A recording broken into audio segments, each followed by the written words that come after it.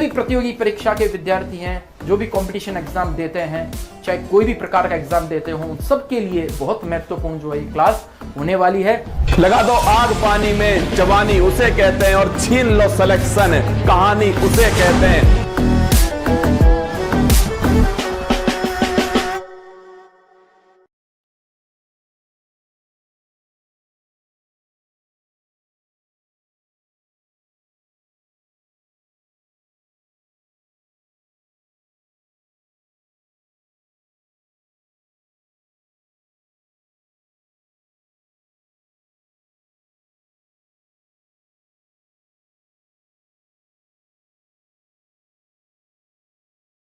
लगता है अक्सर ही ऊंचे मुकाम पाने में, रखना नजर अपनी मंजिल पर नहीं मिल पाते तो मन करे तो हर आर्टिकल्स की बात दोस्तों कर रहे हैं, जिसमें भाग जो एक है हमारा वो है संघ, और उसका राज्य क्षेत्र जो है वो भाग एक का नाम है। मतलब हमारे देश का नाम क्या है, राज्यों का नाम क्या है, और ये जो क्षेत्र का नाम क्या होगा उसके बारे में जो है यहाँ पर उल्लेख है। ठीक है, जो आर्टिकल एक है दोस्तों आपके, उसमें name and territory of the union जो है, संघ का नाम और राज्य क्षेत्र आपके लिखा हुआ है। आपने वो लाइन सुनी होगी कि India that is Bharat, India that is Bharat shall be union of state. ठीक है, तो आपने लाइन सुनी होगी कि इंडिया जो कि भारत है, क्या इंडिया जो कि भारत है वह राज्यों का संघ होगा। यह लाइन कहां पर लिख रही है? यह लाइन हमारे आर्टिकल 1 में लिख रही है। मतलब इंडिया वर्ड और भारत वर्ड जो है वो संविधान में उपयोग हुआ है, हिंदुस्तान वर्ड का यूज संविधान के अंदर नहीं हुआ है। ठीक है, आर्टिकल नंबर 2 जो है नए राज्यों का जो प्रवेश है, ये बड़ा महत्वपूर्ण है, एडमिशन ऑफ न्यू स्टेट। ठीक है, तो नए राज्य का जो प्रवेश है वो किसके अंदर आपके आर्टिकल नंबर 2 में लिखा हुआ है। इसी आर्टिकल में हमने सिक्किम जो है उसको शामिल किया था भारत के अंदर, उसका जिक्र भी यहाँ पर किया गया। ठीक है, आर्टिकल 3 के अंदर लिखा हुआ है नए राज्य जो है उसका निर्माण, फॉर्मेशन। देखो यहाँ पर तो है एडमिशन ऑफ न्यू स्टेट है ना, यहाँ फॉर्मेशन ऑफ न्यू स्टेट, दो राज्यों की सीमा में चेंज करना हो और राज्यों के नाम में चेंज करना हो तो सब कुछ जो है यहीं पर होता है। वर्तमान राज्यों के क्षेत्र सीमा और नाम में जो परिवर्तन है उसका जिक्र आर्टिकल नंबर 3 में, तो फॉर्मेशन ऑफ न्यू स्टेट आपके आर्टिकल नंबर 3 में। ठीक है,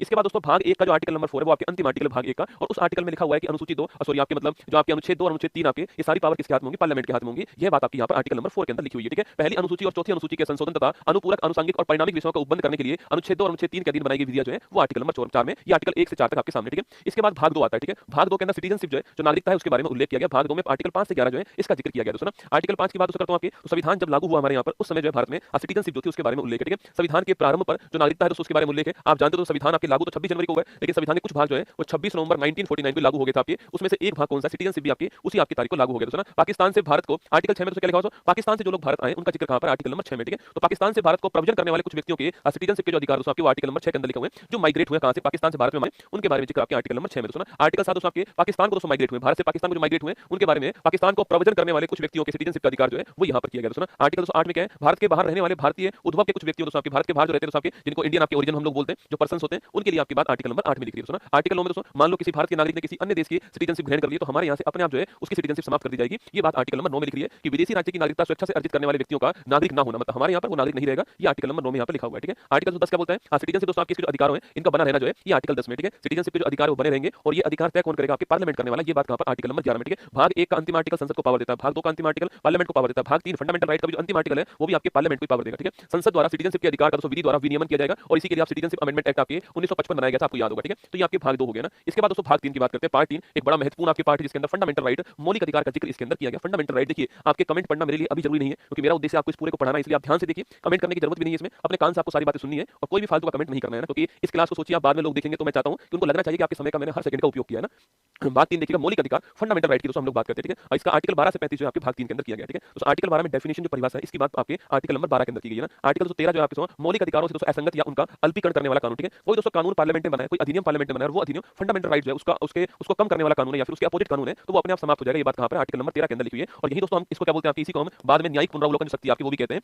वो भी आपकी यहीं पर आपकी जिक्र। ठीक है, जुडिशियल रिव्यू जो है आपकी वो भी आपकी यहीं पर है। बाकी कोई भी कानून अगर मौलिक अधिकारों के असंगत है तो उसको समाप्त करने की पावर जो है वो आर्टिकल 13 के अंदर। ठीक है, आर्टिकल 14 हमारा राइट टू इक्विटी, समता का जो हमारा पहला मौलिक अधिकार संविधान में दिया गया है वो है राइट टू इक्विटी, समता का अधिकार है, आपको ध्यान रखना है दोस्तों ना। क्षमता का अधिकार उसमें आर्टिकल 14, 15, 16, 17, 18 ये 5 आर्टिकल उसमें शामिल है दोस्तों ना। ये 5 आर्टिकल उसमें शामिल है। ठीक है, तो आर्टिकल 14 पूछूं आपसे, यह क्या बोलता है? इक्विटी बिफोर लॉ, विधि के समक्ष सभी लोग समान होंगे, ये आपके आर्टिकल 14 बोलता है। कानून के समक्ष सभी लोग समान होंगे, ये आर्टिकल नंबर 14 कहता है दोस्तों ना। आर्टिकल 15 क्या बोलता है? आपके किस आधार पर भेदभाव नहीं होगा? ठीक है, धर्म के आधार पर, मूलवंश के आधार पर, जाति के आधार पर, लिंग के आधार पर और जन्म स्थान के आधार पर। ये बहुत ही महत्वपूर्ण सवाल है कि किस आधार पर विभेद या फिर किस आधार पर जो डिस्क्रिमिनेशन आपकी वो नहीं होगा। तो इसमें 5 आधार दिए गए दोस्तों ना। रिलीजन, धर्म, रेस, आपके मूलवंश, कास्ट, जाति, सेक्स, आपके लिंग और प्लेस ऑफ बर्थ, आपका जन्म स्थान। इस आधार पर कोई भी शैक्षणिक संस्थान है वहां पर प्रवेश के अंदर भेदभाव नहीं होगा, आपको ध्यान रखना है, ठीक है। आर्टिकल 15 में लिखा है। आर्टिकल 16 जो आपकी इसमें क्या लिखा हुआ है, लोक नियोजन के विषय में अफसर की समानता जो आपके आप जो पढ़ते हो सरकारी नौकरी में जो आरक्षण आपके देखो किसी भी शैक्षणिक संस्था में प्रवेश करना है आपको, वहां पर जो आरक्षण वो किसके अंदर, आर्टिकल 15 के अंदर, ठीक है। इसी में दोस्तों आपके 15 शामिल हुआ था, इसमें ईडब्ल्यूएस जो उसको 10% आरक्षण दिया गया था, ये भी आपका 103वां संविधान संशोधन अधिनियम था, ठीक है। वही दोस्तों ईडब्ल्यूएस वाला यहाँ पर भी शामिल हुआ था, 16 के अंदर भी शामिल हुआ था, क्योंकि आर्टिकल 16 जो आपकी गवर्नमेंट जॉब है उसमें रिजर्वेशन की बात आपके आर्टिकल नंबर 16(4) जो है